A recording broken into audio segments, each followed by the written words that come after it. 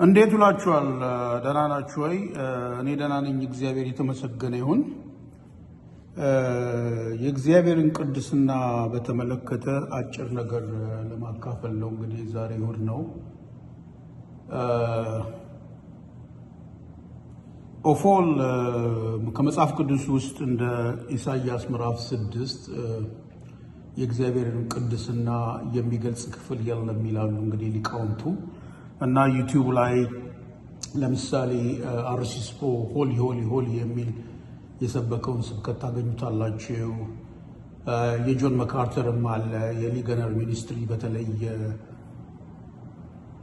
ኮንፈረንሶች ላይ ምናምን ነገር ይቀርባሉ እና በተለይ አርሲ ስፕሮል ስለ እግዚአብሔር ቅድስና እጅግ በጣም ብዙ ይናገር ነበር።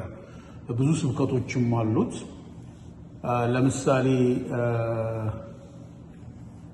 ሙሴ በዛ በእግዚአብሔር ተራራ ያህዌን ያገኘ ጊዜ ጫማህን አውልቅ ሲባል የተቆምክበት ስፍራ የተቀደሰች ነች ሲባል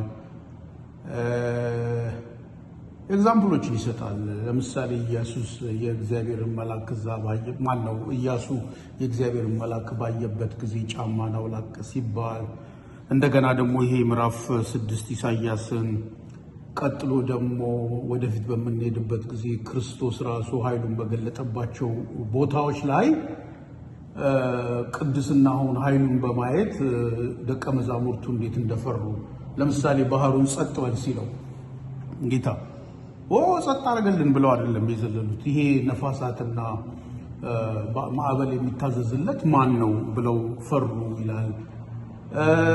ጌታ ኢየሱስ ክርስቶስ ከመቃብር ተነስቶ ከማረጉ በፊት ለጴጥሮስ በሚገለጥበት ጊዜ እኔ ኃጢአተኛ ሰው ነኝ ከኔ ራቅ ብሎ ዘሎ ገባ የሚለው እነዚህ ነገሮችን በመጥቀስ የእግዚአብሔርን ቅድስና ወይም የክርስቶስን የኢየሱስንም ቅድስናና የእኛን ኃጢአተኝነት በሚያሳይ መልኩ ብዙ ስብከቶች አሉት። በጣም ደስ ይለኛል። ከዚህ በላይ ሆሊነስ ኦፍ ጋድ የሚል በጣም ድንቅ መጽሐፍ አለው። እኔ እንኳን ከአርሲ ስፕሮል መጽሐፍት ቾዝን ባይ ጋድ ነው በጣም ወደው። ነገር ግን ሆሊነስ ኦፍ ጋድ ለአንዳንድ አሁን የእሱ ለምሳሌ ሜንተር የነበሩ ሰው ጌስነር ይባላሉ። እሳቸው አሁን ሆሊነስ ኦፍ ጋድ ክላሲክ ምጡቅ የሆነ ስራ ነው ይላሉ እና እንደዚህ አይነት ነገሮች አሉ። ግን ኢሳይያስ ምዕራፍ 6ን ደግሞ ደጋግሞ ያስተምረው ነበርና ከቁጥር 1 እስከ 9 ባጭሩ ቀስ ብለን ማለት ቶሎ እናየዋለን። እንግዲህ ቃሉንና ደግሞ ጊዜያችን እንዲባርክልን ጌታን ደግሞ እንለምነዋለን። እግዚአብሔር አባታችንና አምላካችን ሆይ በናዝሬቱ በጌታ በኢየሱስ ክርስቶስ ስም ወደፊት እንቀርባለን። መድኃኒታችን ሆይ ይህን የመሰለ ውብ ቀን ይህን የመሰለ ደግሞ ፀሐያማ የሚያምር ቀን ስለሰጠን እናመሰግናለን። እያንዳንዱ ቀን ያንተ ጸጋ ነው፣ ያንተ በረከት ነው። አምላካችንና መድኃኒታችን ሆይ የወቅቶች መፈራረቅ የፀሐይ መውጣት መግባት እንዲሁ ስለለመድነው ነው እንጂ መንጋቱ መምሸቱ እነዚህ ሁሉ ያንተ ጸጋዎች በአንተ ዲክሪ በአንተ ትእዛዝ የሆኑ ናቸውና እናመሰግናለን። ጌታ እግዚአብሔር አምላካችን ሆይ ደግሞ ይህን የገለጽነውን ቃል ደግሞ በመልካም ሁኔታ እንድናይ ደግሞ እንድታደርገን እንለምናለን። ይህንም እርዳኝ፣ ለእኔም ለሚሰሙትም ደግሞ በረከት እንዲሆንላቸው ደግሞ የአንተን ቅድስናና ኃያልነት አይተን ደግሞ የበለጠ በፊት ደግሞ ጌታችንና መድኃኒታችን ሆይ ራሳችንን እንድናዋርድ በትህትና እንድንመላለስ እንድታደርገን እንለምንሃለን። ምናልባት የአንተን ቅድስና ያላዩ አምላካችንና መድኃኒታችን ሆይ ካሉ እሱን እንዲያዩና ደግሞ ጌታችንና መድኃኒታችን ሆይ ኢሳይያስ እንዳለው ወዮልኝ ጠፋሁ እንዳለው አምላካችንና መድኃኒታችን ሆይ እኛ አንተ ፊት በምንቀርብበት ጊዜ በጣም የረከስን መሆናችን እንድናይ ደግሞ እንድታይና ደግሞ ጌታችንና መድኃኒታችን ያንን ርክሰታችንን ያንን ደግሞ ኃጢአታችንን በደላችንን ከላያችን ላይ ደግሞ አንተ እንድታነሳለን እንለምናለን። ሁሉ ለስም ክብር ይሁን በናዝሬቱ በጌታ በኢየሱስ ክርስቶስ ስም አሜን። እንግዲህ ቃሉ ሲጀምር ንጉሥ ዖዝያን በሞተበት ዓመት እግዚአብሔርን በረጅምና ከፍ ባለ ዙፋን ላይ ተቀምጦ አየሁት ይላል። ይሄ ዖዝያን የተባለው ከንጉሥ ዳዊት በኋላ ከመጡት በጣም ጥቂት መልካም ከሆኑ ነገስታት ውስጥ አንዱ ነው እና ንጉሥ ኦዚያን በሞተበት ዓመት ሲል ምናልባት ይሄን ኢሳያስ ካየ በኋላ ሞቶ ይሆን ወይስ ኦዚያን ከሞተ በኋላ ያየው? እንግዲህ ብዙዎች ግልጽ አይደለም ከፓሴጁ። ነገር ግን ብዙዎች እሱ ከሞተ በኋላ ነው ያየው። ምክንያቱም ንጉሥ በሚሞትበት ጊዜ እጅግ በጣም ያስደነግጣል። በተለይ ደግሞ እንደዚህ አይነት እንግዲህ ከ50 ዓመት በላይ የገዛቸው ነው። ያም ብቻ ሳይሆን በጣም መልካም ነገሮችን ያደረገ ታድሶን ያመጣ በእምነቱም በአገሪቷም ላይ ከፍተኛ የሆነ ዘመናዊነት ሁሉ ማለት ይቻላል በኢኮኖሚ ትልቅ ቦታ የደረሱበት ጊዜ ነበር እና ሞተ። አሁን በቃ አገሪቷ በከፍተኛ የሆነ ሀዘን ላይ ድንጋጤ ላይ ነች እና ግን የዛን ጊዜ ንጉሥ ኦዚያን በሞተበት ዓመት እግዚአብሔርን በረጅምና ከፍ ባለ ዙፋን ላይ ተቀምጦ አየሁት። ግን ምን በምድር ላይ የፈለገ ነገር ቢሆን ላይ እንግዲህ የተቀመጠ አምላክ ካለን ማለት ነው። የእግዚአብሔር የሚለው ቃል እንግዲህ ገዢ አዶናይ የሚለው ቃል ነው። ገዢ ሶቨርን የሚለው በእንግሊዝኛ እንግዲህ ሉዓላዊ ገዢ የሚለው ቃል ነው። አየሁት፣ የልብሱም ዘርፍ መቅደሱን ሞልቶት ነበር ይላል። ልብሱ አይደለም እንግዲህ ይሄ የንግስና ልብስ ነው። እንግዲህ ዘሌዋውያን ላይ ምናምን ላይ አለ እግዚአብሔር በጣም ራሱን በሚገልጽበት ጊዜ በውበት በብርሃን በተለያዩ በሚያማምሩ ሐምራዊ ቀለም በቀለማ ቀለማት እንዲሁም ደግሞ በእነዚህ በከበሩ ድንጋዮች ምናምን እና እዚህ ጋር ዘርፉ ነው የሚለው እንዲሁ የልብሱ ዘርፍ መቅደሱን ሞልቶት ነበረ የሚለው ነገር እንግዲህ ከዚህ ጋር በጣም ፓራሌል የሚሆነው የራእይ መጽሐፍ ምዕራፍ 4 ነው። እንግዲህ መስኮት ተከፍቶ ያየው ዮሐንስ ማለት ነው እና ሞልቶት ነበረ ማለት ነው መቅደሱ። እሺ ሱራፌልም ቁጥር 2 ከእርሱ በላይ ቆመው ነበር። ለእያንዳንዱም 6 ክንፍ ነበረው። በሁለት ክንፍ ፊቱን ይሸፍን ነበር፣ በሁለቱም ክንፍ እግሮቹን ይሸፍን ነበር፣ በሁለቱም ክንፍ ይበር ነበር። እንግዲህ እነዚህ ሱራፌል የሚባሉት ማን ናቸው? አዳም እና ሔዋን በተባረሩበት ጊዜ ክሩቤል የሚላል እንግዲህ እዛ ምዕራፍ 3 ላይ ዘፍጥረት እዚህ ጋር ሱራፌል እንግዲህ የመላእክት የተለያዩ ደረጃዎች አሉት። የመላእክት የስልጣን ተዋረዶች አሉ እና በዛ መሰረት እነዚህ ሱራፌል የሚባሉት ምዕራፍ 4 ራእይ ላይ የሚታዩት ስማቸው አልተጠቀሰም። ነገር ግን ከዚህ ጋር በጣም ይመሳሰላሉ። ምክንያቱም 6 ክንፍ ነው ያላቸው እዛ ጋር ያሉት።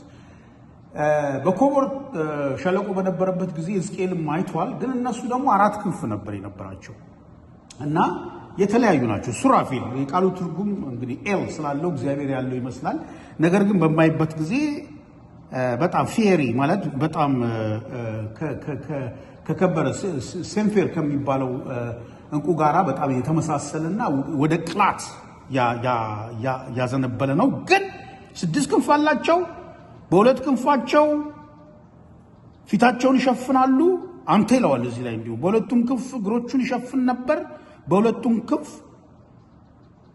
ይበር ነበር። እንግዲህ በእግዚአብሔር ፊት ስለሆኑ እነዚህ እንኳን እንግዲህ እነዚህ ሰዎች አይደሉም፣ ስጋና ደም የላቸውም። ግን እነዚህ እንኳን እግዚአብሔርን ማየት ስላልቻሉ በሁለት ክንፍ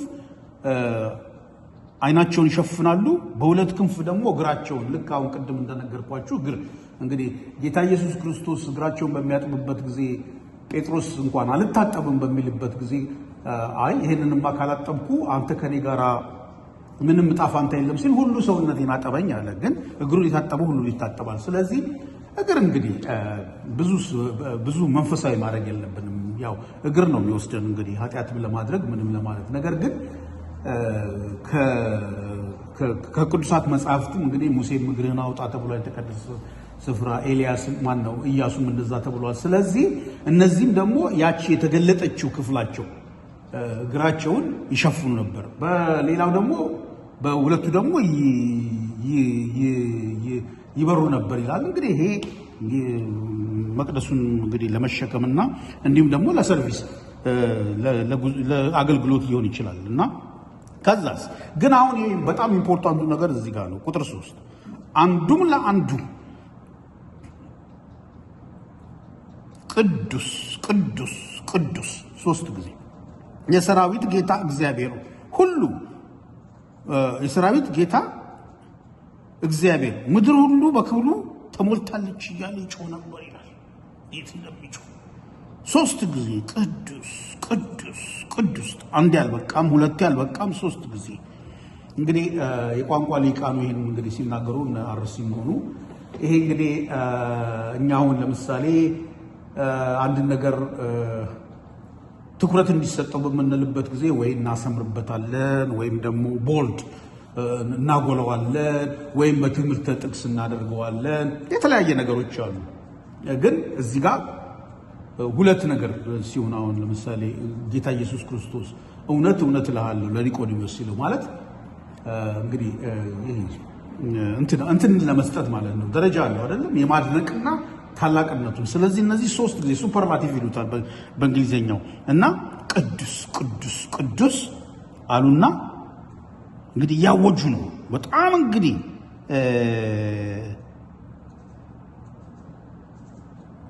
ይጮህ ነበር ይላል። ቅዱስ ቅዱስ የሰራዊት ጌታ እግዚአብሔር አለው። እዚህ ጋር የሁሉ ነገር ገዢ የሆንኩ ጌታ እግዚአብሔር ያህዌ ምድር ሁሉ ከክብሩ ተሞልታለች። እንግዲህ ምድር ሁሉ ከክብሩ ተሞልታለች። አይን መክፈት ያስፈልጋል። እያንዳንዷ እንች የእግዚአብሔር ክብር የምትገልጽ ነች።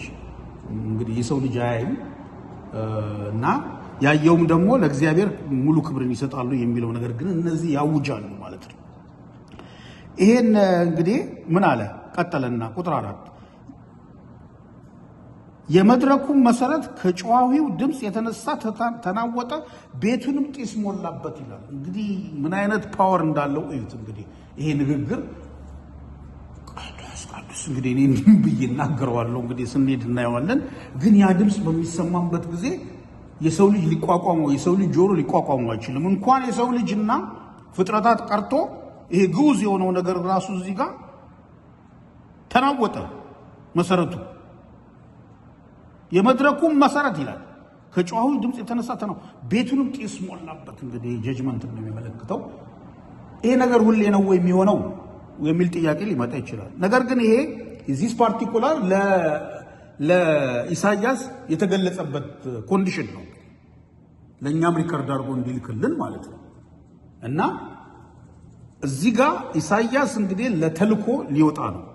ስለዚህ ከዛ በፊት የእግዚአብሔርን ታላቅነት፣ ቅዱስነት፣ በጣም አስፈሪነቱን፣ ግርማውን ነው ያሳየው እግዚአብሔር።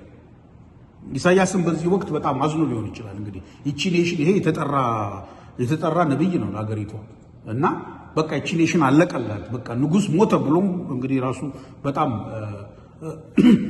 ዲስፔር ባዘነበት ጊዜ ሊሆን ይችላል። ምን ይሻላል ብሎ በተጨነቀበትም ጊዜ ይሆናል። ግን እዚያ ያሳየውና ይህንን ነገር በጣም የሚደንቅ ነገር አየ።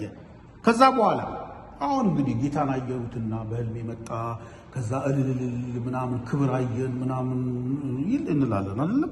ግን የኢሳያስ መልስ እንደዛ አይነት አይደለም። ምን አለ ቁጥር 5 ላይ እኔም አለ ከንፈሮቼ የረከሱብኝ ሰው በመሆኔ አንድ እኔ ራሴ ኃጢአተኛ ነኝ። በጣም በቃ እናገር ከንፈሮቼ የረከሱብኝ ስለሆንኩኝ ባፋችን የምንናገረው ነገር ከንፈሮቻቸውን በረከሱባቸው ሕዝብ መካከል በመቀመጤ ዓይኖቼ የሰራዊትን ጌታ ንጉሡን እግዚአብሔርን ስላዩ ጠፍቻለሁ። አለቀልኝ አለ። በቃ አለቀልኝ፣ ወዮልኝ አልኩኝ። ይህ እንግዲህ ወዮልኝ ራሱ ላይ ጀጅመንት አደረገ ማለት ነው። ወዮላችሁ ነው እንግዲህ ነቢይ የሚናገረው ወደሱ ሳይሆን ይሄን ስላደረጋችሁ ወዮላችሁ ጌታም ብሏል። ዮሐንስ ማነው ማቴዎስ ምዕራፍ 23 ላይ አይደለም እንዴ? እነ ደቀ መዛሙርትና ማነው ፈሪሳውያንና ጻፎች እነሱ ላይ ጀጅመንት ወዮ ወዮ ወዮ እያሉ፣ እዚህ ጋር ግን ኢሳያስ እግዚአብሔርን በማየቱ ምክንያት የሱ ርኩሰት ነው የታየው። የሱና በሱ መካከል እሱ እንዲሁም የእግዚአብሔር ነብይ ነው። ኢኔዌ ነብይ ሲባል እንግዲህ የተለየ እንግዲህ ማለት ለእግዚአብሔር የተጠራ አትሊስት ከሌላው ሶሳይቲ በእግዚአብሔርና በሰው መካከል ያለ ነገር ስለሆነ ይዘ ሊትል ቢት ግን እሱ እንደዛ አይደለም ያየው። ወዮልኝ አለ።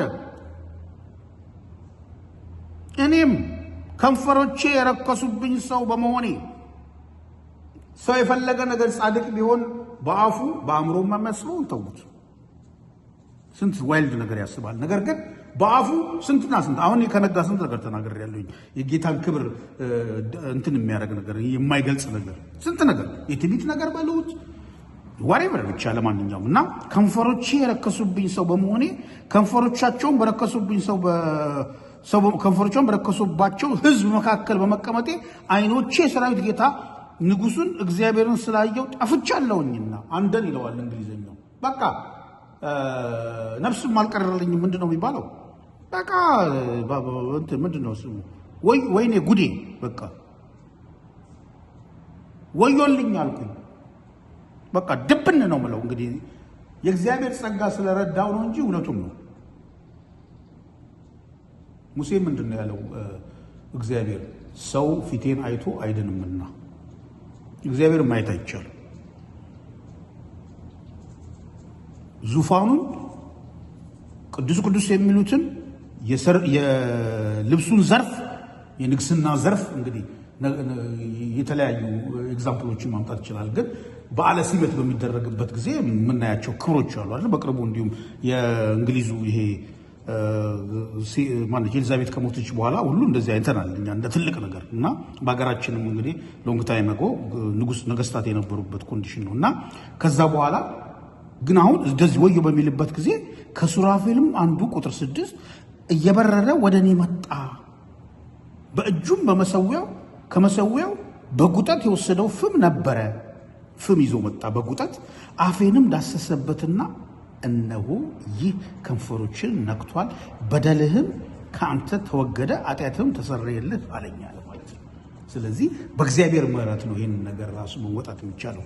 እርኩሰት ከኛም መውጣት የሚችለው በእግዚአብሔር ምሕረት ነው። እንግዲህ ኤክስትራ ሄደው ይሄ ኢየሱስ ክርስቶስ ነው ኤክሴትራ ምናምን የሚሉት ነገር አለ። እዛ ላይ መግባት አያስፈልግም። ነገር ግን እዚህ ጋር ያው የእግዚአብሔር ዙፋን ላይ ላይት፣ እሳት የተለያዩ መብረቆች ምናምን ነገር አለ። ጢስም ስላለ እሳት አለ። ከዛ ውስጥ በጉጠት እንግዲህ ፍም አመጣና ከንፈሩ በጣም ይሄ እንግዲህ እርኩስ ነው ያለውን ቦታ ማለት ነው። በጣም ስስ የሆነ ክፍል ነው ይሄ ክፍላችን። እሱን ነካለትና አዋጅን ተናገረ ማለት ነው። እነሆ ይህ ከንፈሮችን ነክቷል፣ ያቃጥላል። ወደ እግዚአብሔር መምጣት እንግዲህ ከምንወደው ነገር መውጣት ማለት ነው። ፔንም አለው። ወደ መልካም ነገር ነው የምንመጣው። ነገር ግን ከዓለም በምንለይበት ጊዜ ደግሞ የራሱ የሆነ እንትን አለው። ግን እነሆ ይህ ከንፈሮችን ነክቷል፣ በደልም ካንተ ተወገደ፣ ኃጢአትም ተሰየረ። በጣም ደስ ይላል። የጌታም ድምፅ ቀጠለና አሁን ወደ ሰርቪስ ሊልከው ሲል የጌታም ድምፅ ቁጥር 8 ማንን እልካለሁ? ማንስ ይሄድልናል ሲል ሰማሁ አለ ማለት ነው። ኃጢአቱ ባይወሰድለት ይሰማል። ነገር ግን ሪስፖንስ ማድረግ አቅም አልነበረውም። እሱ ጠፋው ነበር ያለው እንኳን ሊላክ ቀርቶ። ግን ያ ነገር ሳፕ ስላደረገ ምን አለ እግዚአብሔር? ምን አለ? የጌታን ድምፅ ማንን እልካለሁ ማንስ ይሄድልኛል ሲል ሰማሁ። እኔም እነሆኝ እኔን ላከኝ አልሁ። እነሆ እኔም ላከኝ አልሁ አለ ማለት ነው። ይቀጥላል። ከዛም በኋላ ሂድ እንግዲህ ህዝብ ምናምን ነገር እያለ ይቀጥላል። ነገር ግን እዚህ ጋር ዋና ማሳየትና መናገር የፈለግኩት አንድ የእግዚአብሔር ግርማ